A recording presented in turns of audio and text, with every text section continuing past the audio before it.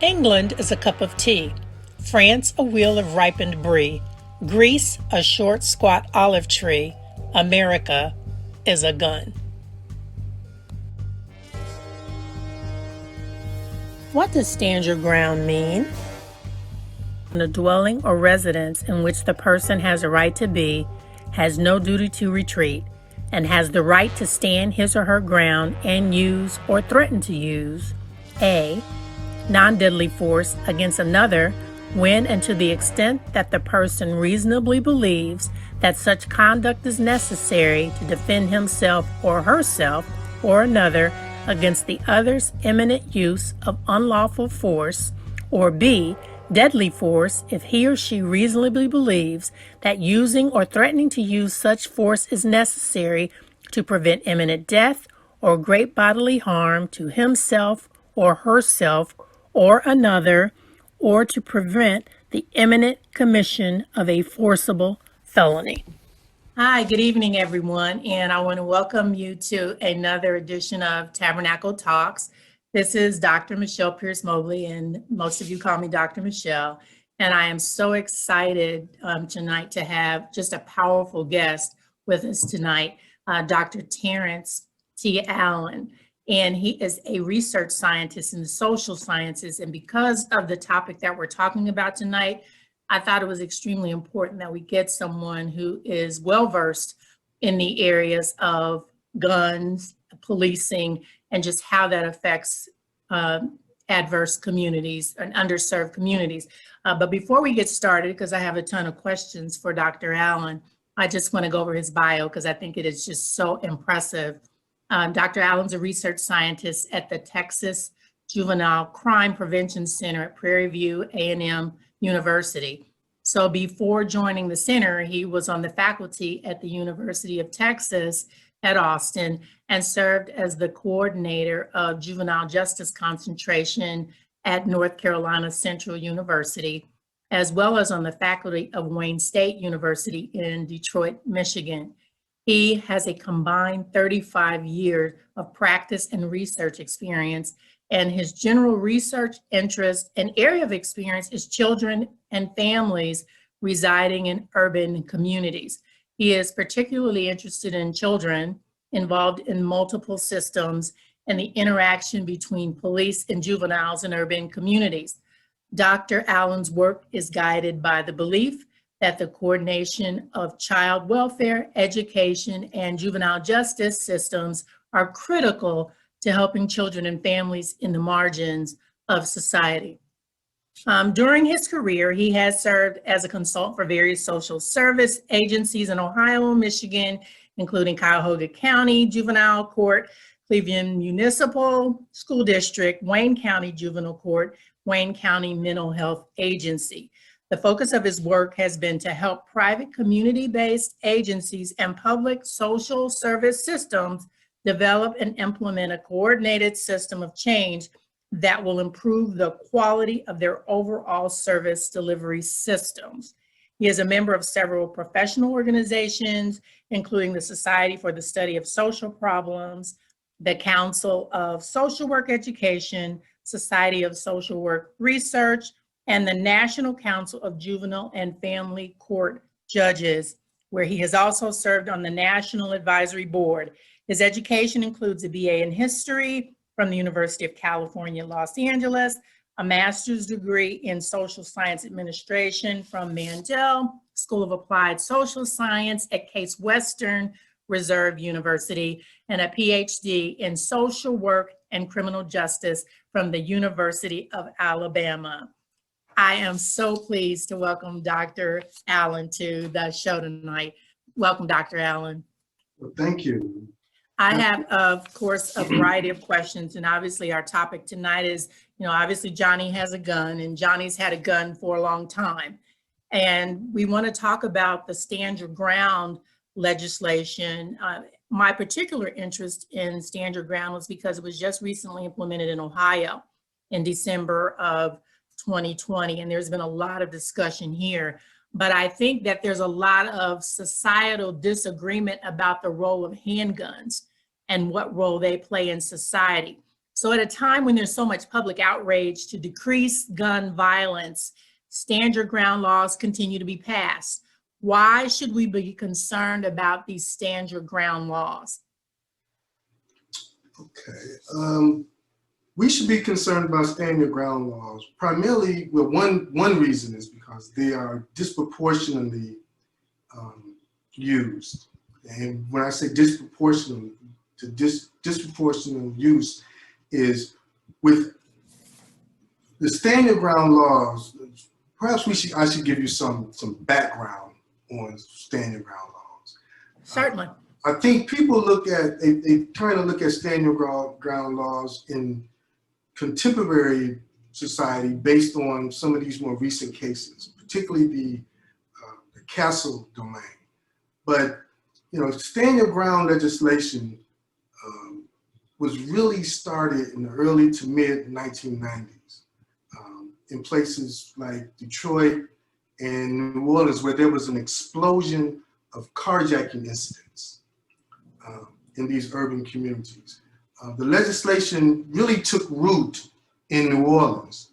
And in New Orleans, it was situations where if a person was threatened, they could use deadly force to protect themselves. Now, on the surface, that might sound reasonable. If a person is being in harm's way, then they should be able to use deadly force to protect themselves.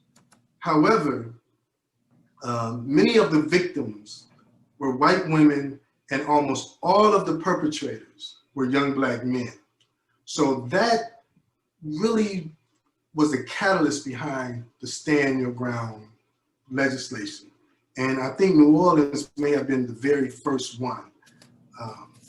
The law gave people, but specifically women, gave them a free pass to kill, and even with no evidence to support the intent to hurt or harm someone. In other words, they were able to, and I use an example just to put it into context. In New Orleans, at this time when there was, again, this explosion of carjacking incidents, where many of the victims were, most of the victims were carjacking, or stand your ground, in this case, carjacking laws. Most of the victims were African Americans, and most of the perpetrators were African Americans. However, there was a considerable number of white women who were also victimized.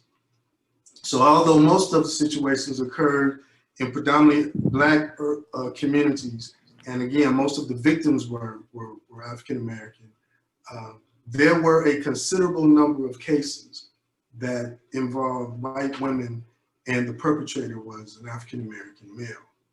And so what the stand your ground law did in New Orleans, it allowed people to, if they just felt threatened, if for example, if two people were walking toward their car and their vehicles was parked right near each other, and if one person felt that the other person was going to harm them, they could legally shoot and kill them, even though there was no evidence to support the belief that they were going to be harmed. So even if my fear was irrational, so if I had an irrational fear, I didn't have to provide any kind of evidence of that irrational fear to be able to act on that. You didn't have to. All you had to do was demonstrate, and it's really your word against whomever, that you were in fear. Now think about that, and that was that law was passed in 1997.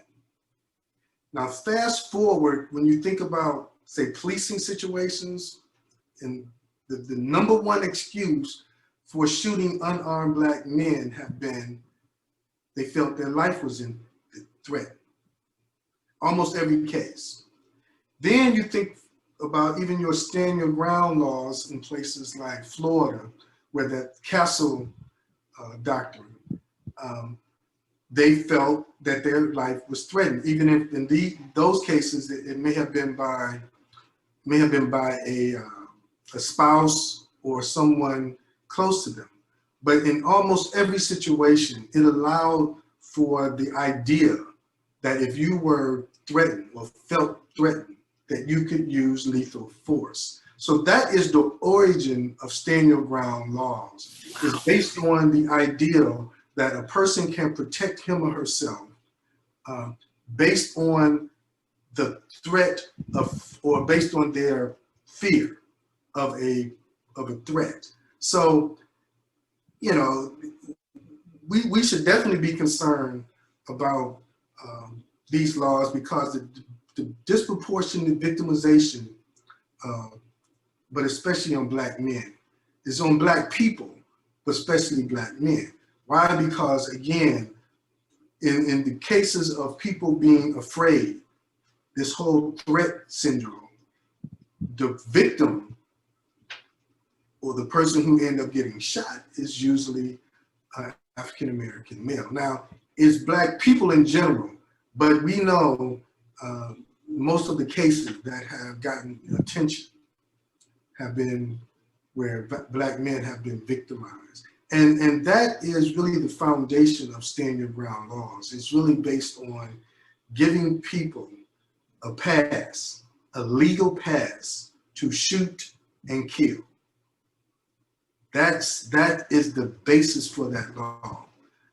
Now I've got a follow-up question for you too, because I think when we talk about urban communities being the epicenter of crime and violence, whatever happened to the neighborhood policing initiatives that were supposed to be in place?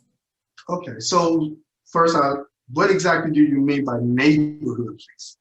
In my community, we were told that the policemen on the bicycles were our friends and that they were going to be a part of the neighborhood policing, because we knew that we didn't have residency laws anymore. I think once they did away with the residency laws, we were told, oh, well, they'll still be in your neighborhood.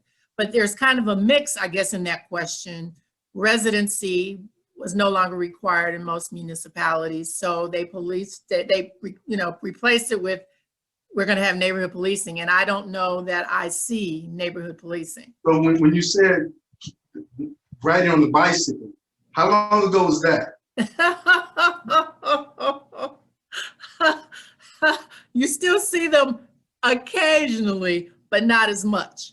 Oh, okay. They purchase bicycles. I would say that the police officer riding on the bicycle is part of a new initiative that involves community policing.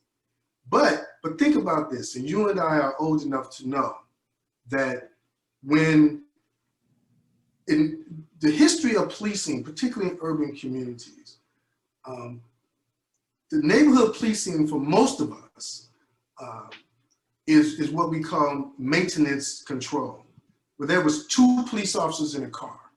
That's what most of us remember. Now, you remember the policing with the driving on a bicycle. Now that's more new than old. That's more new than old. So what we remember when we were younger was this whole idea of 2 police officers being in the car. I don't know if you can remember back. We had 2 police officers, they were riding around. But what happened, now prior to that, the 2 police officers, prior to 2 police officers being in the car, is when they were walking. You know, they had police, and this one, now I'm going all the way back to the turn of the century, going all the way back to the early 1900s, really, because that's when African Americans migrated from the south to the north. When African Americans migrated from the south to the north to come to the north primarily for work in manufacturing, car industries, and so on and so forth, that's when we changed our policing model from the police walking around the neighborhood, knowing people, to police officers being in cars. So that's when we had that maintenance order model, where there were 2 police officers. Then after that, we went from 2 being in a car to 1 being in a car. And when the 1 police officer, which is where we, for the most part, are now, but when we went to the 1 police officer being in the car, it really separated policing from the community even more, right? Thus having no relationship to the community at all. So at the heart of this question is when it's unfortunate, but the truth of the matter is in America, whenever there is a shift in policy, it's usually associated with race. So when Black people began to migrate to the North, policing changed. That was also around the time when we began to pay attention to the level of police misconduct, particularly how police would physically beat Black people, and there was no repercussions whatsoever. Mm-hmm. So the neighborhood policing model and police misconduct in the African American community sort of coincided.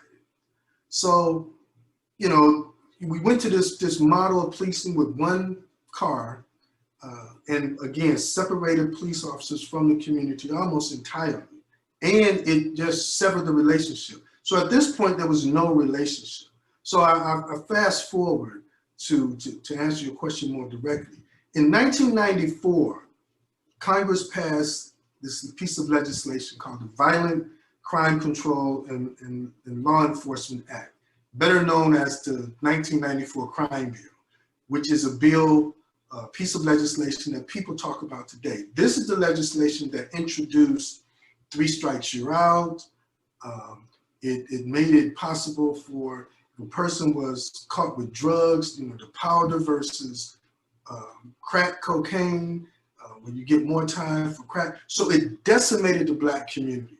The 1994 crime bill decimated the Black community to the extent where it destroyed lives, it destroyed families, and it really has a deleterious effect on Black communities across America to this very day.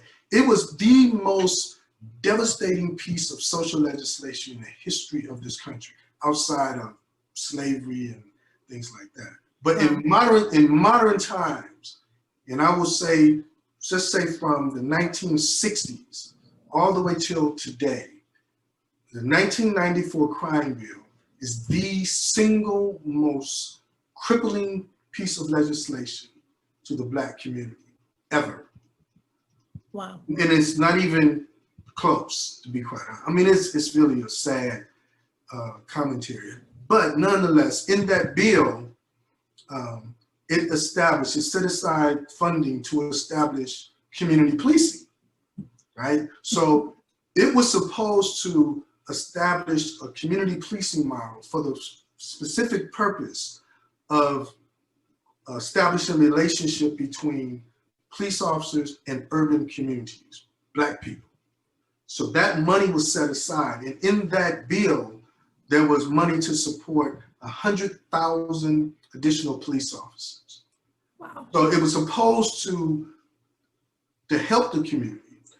What those 100,000 police officers did was bring really more negative interaction, and it created what was already bad. It made it even worse because the legislators couldn't control how that money was being used.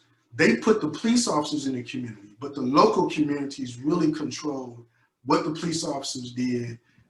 That's why it was different all around the country. So, neighborhood policing has taken on a life of its own. And really, I would say that we have never really had what I would call neighborhood policing, not nationally. There have been communities that have created their own policing models that have been effective in some cases. I mean, I know Boston has a policing model that seems to be working, but collectively, there has not been a policing model that worked. And when I say work, that brings the African American community together to join with police officers to create a working relationship to where we can literally say we have a good relationship with police officers. That has never happened in this country. So this whole belief that they were hired to protect, defend, and serve, is that just a misnomer? Well, the protect, I don't know about the defend part, but we know the protect and serve is supposed to, that's that, we most often hear about this protect and serve. But I think, and this question sort of piggyback off the previous question, in the context that, African Americans have never benefited from policing, never, from its inception. So when we talk about protect and serve, the question is, for who? Because it's not been for African Americans. From its inception, policing was designed to control and instill fear in African Americans. It was the policing was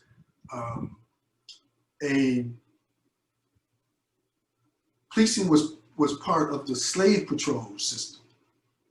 So, it was never designed for Black people to be protected. So the concept of protect and serve in the Black community was a misnomer from the very beginning.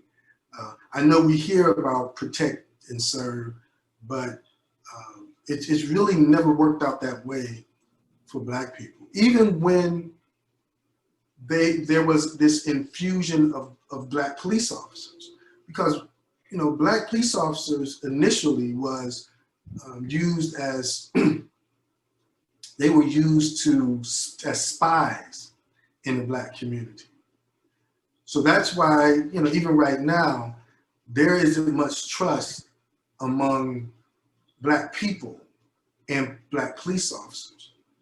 Now, the one thing that so there's really no different, and the data will bear it out that Black police officers treat Black people just as bad as white police officers. They engage in police misconduct at a comparable rate. The only thing that there is a difference, and this is a more recent phenomenon, Black police officers don't shoot and kill unarmed people. So that's the difference, but that's the only difference. And so, so we know that the ideal of patrolling in Black communities, there is a legacy of police misconduct and us against them, and that it has been that way from the beginning, from when African Americans migrated from the South to the North. Black people have never enjoyed the benefits of policing. So, that's just the way it's been. And, I know a lot of time when people discuss policing in urban communities, they think about policing in the context of people of color, like we all have the same experience. And I will say, and I will challenge anybody to think differently. It's not Black and brown. The Black experience is an experience unto itself. We don't share our experiences with other people, not even Hispanic people. The experience, so huh? That is so true. Yeah, I mean, but you often hear this whole thing about Black and brown. And interestingly enough, the people that you hear it from are usually Black people. Now, think about the last time you heard an Hispanic person make reference to Black and brown. Now, I'm not saying it never ever happens, but it's rare. Most of the people who purport this shared experience is usually Black people. Now, there are different theories as to why that happened. One is that we're trying to create this coalition, political coalition, to suggest that if we were in alliance, that it will give us more political clout, and certainly it would. But because we have such a different experience, Hispanic, and this is my theory, Hispanics are not going along with that because they don't see themselves in the same way that we see ourselves. They don't see their experience as being comparable to ours. They don't have the kind of disproportionality that we do. You know, for example, when you look at the police shooting unarmed men, we represent something like 30+% of police shootings. We have a much greater representation among unarmed, but just police shootings. Well, and that's 30-something%, I think it's 33%, something like that, which is more than double of what we are in the general population. But the majority of that 33% are Black men, which is only represented by 6% of the general population.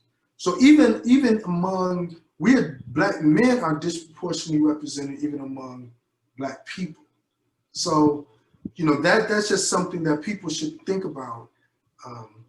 You know, the Black experience is an experience unto itself. It's not shared with any other group. Well, I want to ask you a question about handguns, because I think I was watching a CBS report and then followed up and read an article by Kate Gibson. And she was saying that in the US, gun sales have just surged, that we've had the highest number of gun sales in 2020. And she said it was something like 17 million additional guns. Why should we be concerned about this in the Black community? Well, I think we should be concerned because the more guns available, the more people are going to die unnecessarily. And more importantly, a disproportionate number will be young and poor, right? So, you know, if you have guns floating around in urban communities in particular, because of the poverty and the level of dysfunction and mental issues. I mean, you have people, and when I say mental issues, I'm not talking about schizophrenia. I'm just talking about people who are so upset with their current life situation that they're angry, and they often medicate themselves with drugs and alcohol. And with that, you know, you have this the anger and the substance abuse sort of spill over into each other. Then you have people who get killed. Now, you know, you often wonder. I mean, I've wondered when I was a child in the communities where I live, why would somebody shoot and kill someone for stepping on their shoes? You know, so when you think about, or, you know, you're in a club, a crowded club, and you bump into somebody and people start fighting because you bump into them. So and now you understand that that's not normal behavior.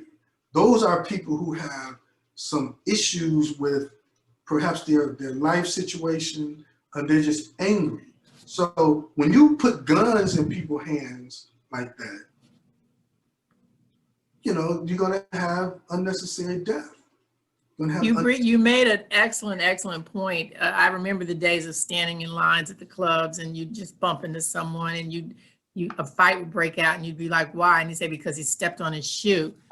But I know back in the day growing up when people fought, they fought. There was hand-to-hand combat. You fought, you came back another day, you made up. That doesn't happen anymore. People go and get guns now and they come back and it's so permanent and it's so final. What changed? You know, I think the easy answer, but it's the correct answer, but it's still way too easy. And that is to say the access to guns, right? But it just seemed too simplistic to be the be-all answer. But it is an important part of it. But there's other things going on in our society that really contributes to that. And I believe that part of it is just the sanctity of life. People don't value life as much. It's almost like on TV, people believe you can shoot and kill somebody and they'll wake up and come back alive. But, you know, I guess when you look deep down into it, particularly with young people, because my thing is young people. Young people don't have a reason to live. And what I mean by that is that they don't dream. They're not thinking about, I want to be a lawyer, I want to be a doctor, I want to have a family. What they're thinking about is what I want to do right now, my state of mind today. So they don't feel like they can enjoy or have any chance to enjoy what we would call the American dream. They don't see that for them.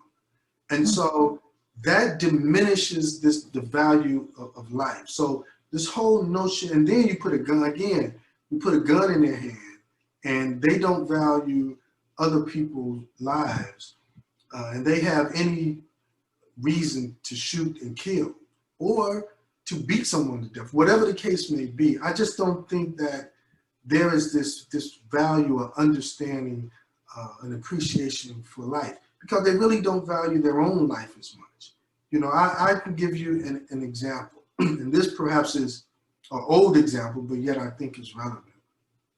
When I was a caseworker, and this was a few years ago, and I was working with a group of young men, and I remember taking them to see a movie, and I asked them, really no particular reason except for, at the time, I was 33 years old. I was 30.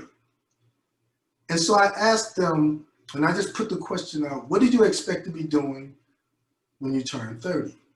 Now, it was four young men. The oldest one was 16. The youngest one was 13. So between 13 and 16 years old. And when I asked the question, I got 4 guys in my car. Now, these was talkative guys. They all knew each other, and they had no reason to be afraid of me at that point. So it was this hush, a quiet, and I'm driving, and I'm asking them, you know, what do you expect to do? And this just was a conversation piece. It was really nothing therapeutic about it. It was just me asking the question. And when nobody answered, wow. I thought, well, what is going on? Then the youngest one, his name was Michael Pierce, by the way. He said, Mr. Allen, I don't even expect to be alive when I get turned 30. So I was like, wow. So if you're 13, you don't expect to live to be 30. That means everything that you do between now, 13, and 30, what? That was 17 years. Wow. You don't expect to live. So how can you value anything if you don't expect to be around? So I think that's part of what we are witnessing with young people today. They don't have this expectation that they're going to be able to enjoy life.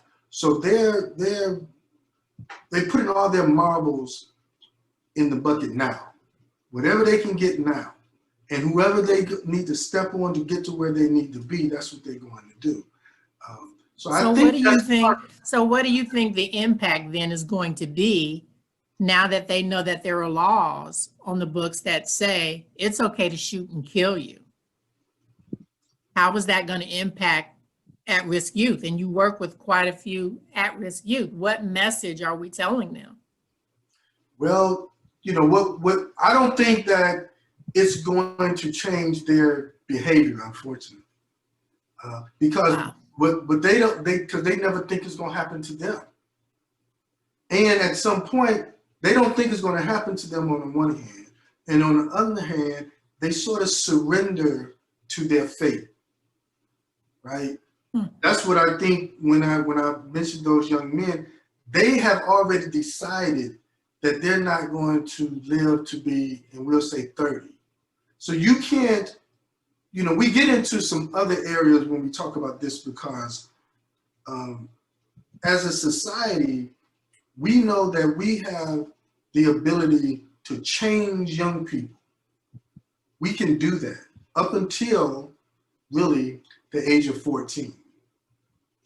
That's when we see our like things like counseling and all of our interventions really begin to be less effective.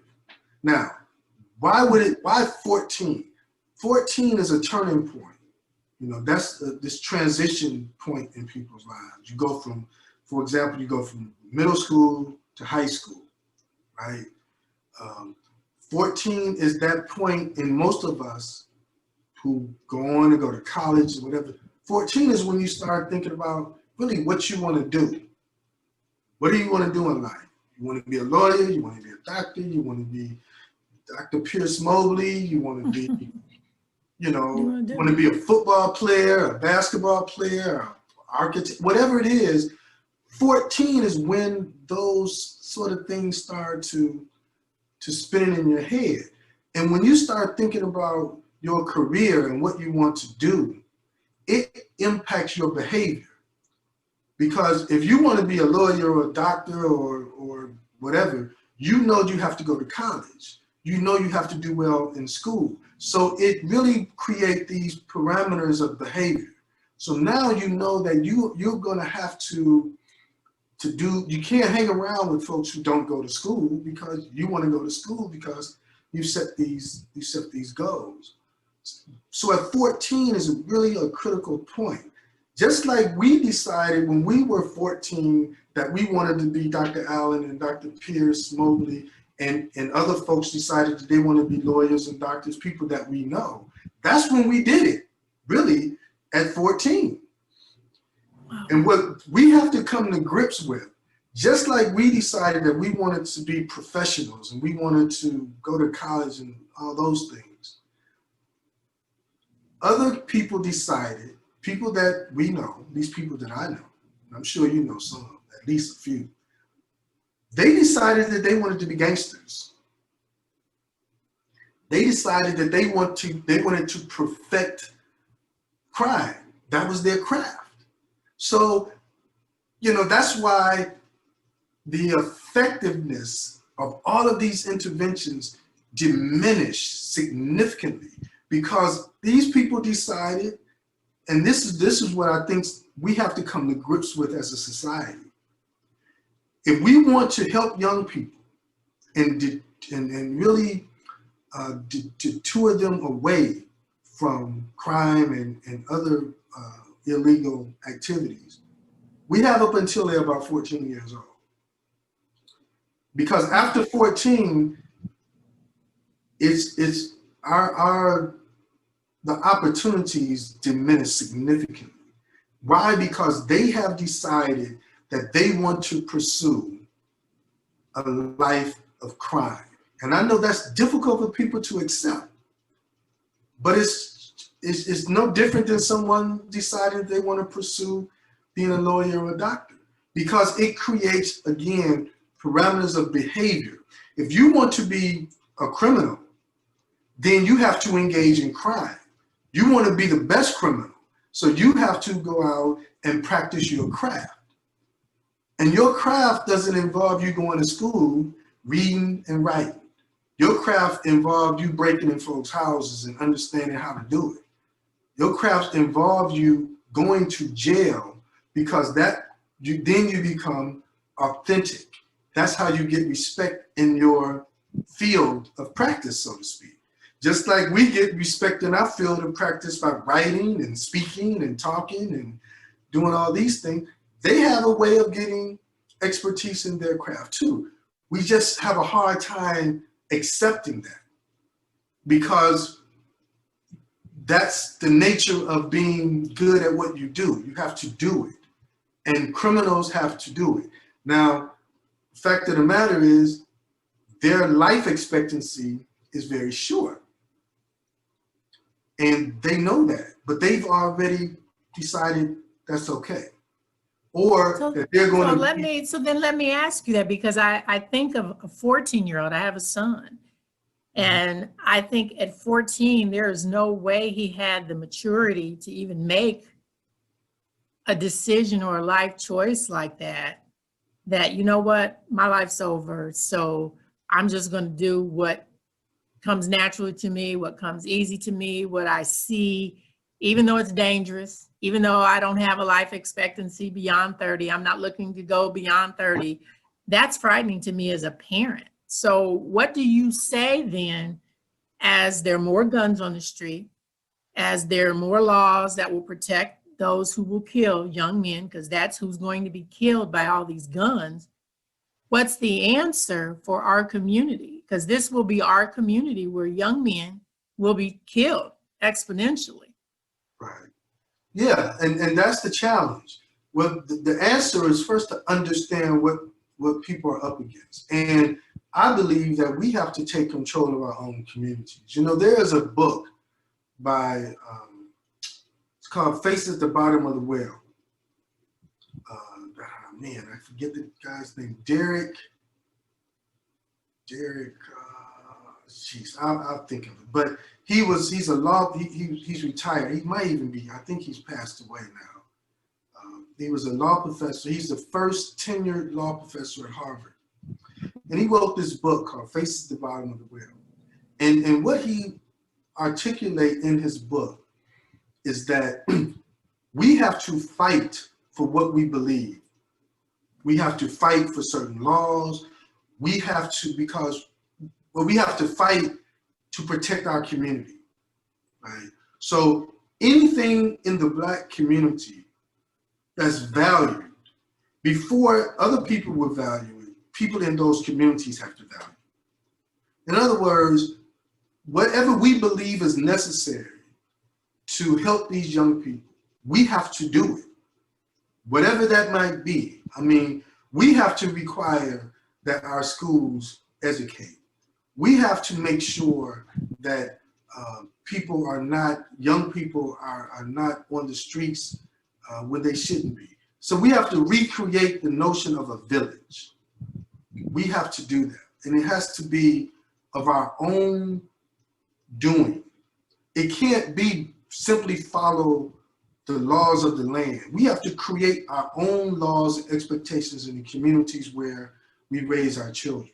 Because if we don't, they're going now, this scenario I laid out, that's not most of the kids. It's not all of the kids, but it's enough of the children in these communities that will really bring havoc on the community.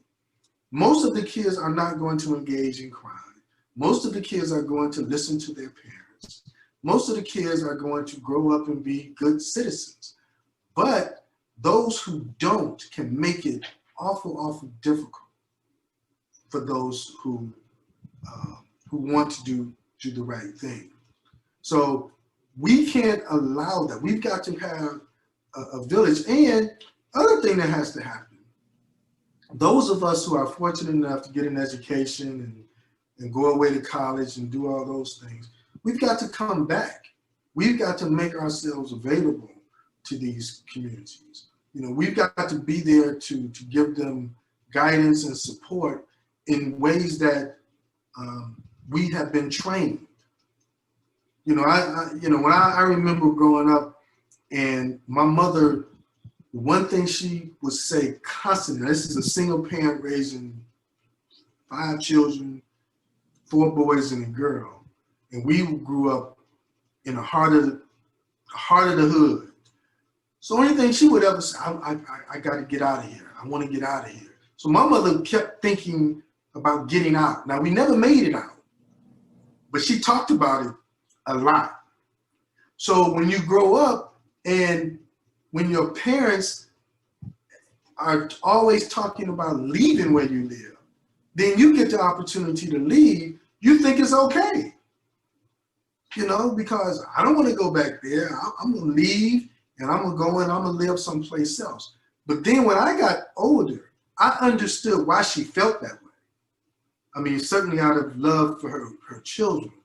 But I also understood that if I don't go back, what will happen? I don't necessarily have to live there because I'm not going to put my family at risk. I have a responsibility to my family, but I need to make myself available to enhance or will enhance the community. So we can't leave. Our skills have to be at the disposal of these communities. So that's an important piece because, you know, I did some work with a project years ago where I wanted to include my friends in my work. And so I created this mentoring project. And one of the things where, you know, me and my friends would go back to the community where we all grew up and mentor young boys in that community. So that was, and then also provide a support system for each other. And I want to talk about the whole project, but one important part of it was I asked them, did they feel obligated to go back to these communities? Because you have three sets of people. You have a small group who go away to college and get an education. That's a small group. I mean, I probably was one of very, very few. Maybe, I hate to say I was the only one, but it was only a couple of us. Then there's another group who go to high school, graduate. They might go to community college, but they get a good job. They might get a job at a manufacturing company, a UPS or FedEx, you know, a good job with good pension. And they might work there for 25 years, make a good salary. They're able to move their families away to the suburbs and do well for themselves. Then there's another group who experience misfortune, drugs, crime, what have you. So those are basically the three groups. And the largest group is the group in the middle, the group of people who basically just graduate and go to work. Mm-hmm. That's the largest group. The smallest group, of course, is a group of people who go away to college, right? But they have the skills to help. To come back and help. Then there's another large group of people who experience misfortune. And I characterize misfortune as getting involved with crime, drugs, and so on and so forth. So they need each other. The group of people who have the misfortune are typically the people who are still in that neighborhood, right? The group who have, who don't go to college but have a good job, they are not educated, but they're stable. Then the other group who have the education, they're the mystery group, so to speak. They're the group that nobody really understands, you know, if they are still committed to being in that part of that neighborhood, because they think you change. They think you go away to college and you change. So you have to prove that you are still authentic to them. But each group has its role in supporting each other, right? But I wanted to say that, but the most important thing here is I asked this question: do you feel obligated to come back? And what people said, particularly the middle group, they said, no, I don't feel obligated, but I want to, but I don't know how. So they want to come back, they want to be involved, but they really didn't know how to do it. So we have to make available, give opportunities to people who want to come back and be role models, because all of this was around the whole issue of being role models to these kids. And what I learned was what parents really want, particularly single Black women, when they want role models for their children, they want people like me, right? But there aren't very many people like me. There are not enough people like me in these communities so that they can say, well, we're gonna go get Dr. Allen and we want you to be like him. Because remember what I said about my mother not wanting to come back? Most of the people who go away to college, who come from these communities, they leave and don't come back.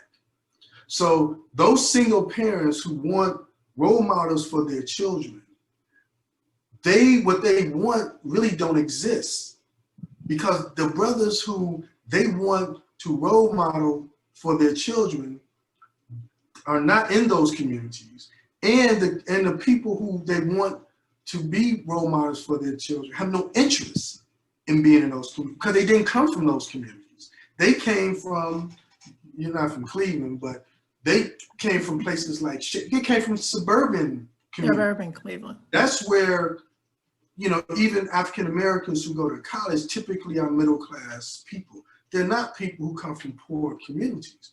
But my point is, most of the people that are available to these parents to be role models are those people who are still in those communities.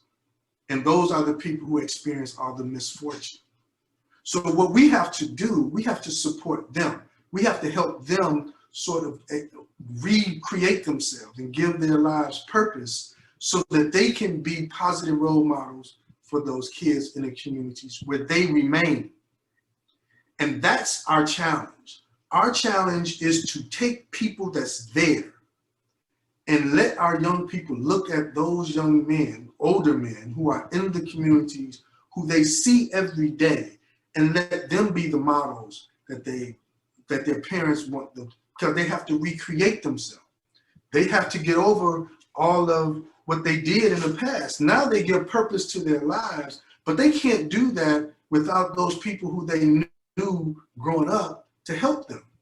So this village is a village that goes back over several decades, because that's the only way that we can really help these young men. And that's the reason why you see this continuous floundering, if you will, in many urban communities, because we're really searching for something that don't exist. And so even when we put money in it, you can't change these communities. Now you need money. I'm not saying you don't need money, but you really need the hearts and minds and souls of people who are able to come in and really make a difference, because they want to make a difference and they have the capacity to make the difference. So it's a little bit more complicated than just saying, we're going to get somebody who walk around in a suit and tie to come in and swoop my child up and take him to a football game on Saturday and Sunday and then bring him home. Those young men in particular, but even girls, but boys in particular, they need to wake up every day. And when they go outside, the people they see, that needs to be who they want to emulate. Not because they have riches, but because they have good hearts and they have good character. So if they see somebody get up every day and go to work, even if he's picking up garbage, they can understand and appreciate the work ethic, because that person that's picking up that garbage, he's going to tell him, you go to college so you don't have to pick up garbage. So that's his role model. And that's where we miss out. That's what's missing in our communities to help our young boys develop and be men of character. Because the men in those communities have not been able to provide the kind of modeling, continuous and regular modeling that these young men need. It's a fantasy to believe that people in shirt and ties are going to come in and be models in these communities and it's going to change. That's not going to happen. And that's why it hasn't happened so far. We don't really understand how to transform our communities because we look to the outside to come inside. That's the wrong approach. We have to look inside the community and really now we can't take someone who is, been involved in drugs and crime and say, I want you to be the model, because then the model is a person who was a drug addict and criminal. But we have to change him, because now many of them, once they get past what they've done, which usually the life of that lifestyle is usually between 18 and 35. Once they get past that, they get tired of going to jail and they do some introspection in their life. Now they want to change, but they don't know how. So they need the support to change. But if they can change, we can change them. or support them, I should say, then we have legitimate role models. Because again, they will provide the kind of modeling for those young men that they need, because they will tell them, don't do what I did. Wow. And that's what we need. And that's what we don't have. We look to the outside to come in, and it's a cycle of, I don't know, of disappointment, if you will. So I don't know if that answers your question. Yeah. Oh, Dr. Allen, I can't thank you enough for sharing all of your knowledge and your wealth of experience. And I really hope sincerely that our audience that's watching tonight, that you've placed serious things on all of our minds as a community. As an individual, what's our responsibility? As a community, what is our collective responsibility to be able to make changes in our community? Because you're absolutely right. Money is not going to be the answer. We're going to have to be the answer to make substantive changes in our community. Before we sign off, I'm going to give you the last word. What closing thoughts do you want to leave with our audience? Well, I appreciate the opportunity to share, speak with your audience. I would say everyone should, think about what do they need to do to make a difference in the community where they live. I talk about, how, our focus in our community, we put a lot of energy and effort into young men. And I don't mean to disregard young women, because there is a need to support and nurture young girls as well. Just unfortunately, in today's world, a lot of the attention is focused on young boys. But I would say that, people need to hold each other accountable. They need to hold their children accountable. They need to stress the importance and significance of good character and a good education, because that is going to be really the foundation for success. And everyone should be committed to coming back and making a contribution to the community where they live, or a community similar to the community to where they live. I don't know. I mean, I wish there was an opportunity to answer questions, but that's not. Well, I definitely am going to have you back. I'm going to put you on the spot. And I would certainly welcome you back. And I think we can certainly talk about a forum where we would allow our audience to ask questions, because you have raised some significant challenges, I think, to all of us. And I just want to thank you for spending some time with us this evening to share just the wealth of knowledge that you have this evening. I want to thank you, Dr. Allen. Well, thank you. I appreciate the opportunity and look forward to the next time. Okay, thank you. All right. Research on the Stand Your Ground laws shows they are associated with increases in rates of state-level firearm homicide. Counties and states with Stand Your Ground laws experienced a 7% increase in firearm homicide. Homicide is the #1 cause of death in Black Americans between the ages of 15 and 34. Approximately 61% of the gun deaths in 2015 in the United States were suicides. Restrictive state firearms legislation decreases unintentional pediatric suicide and overall firearm-related fatalities. However, it does not affect homicide and Black American firearm-related fatality rates. Ohio passed Stand Your Ground legislation in December 2020.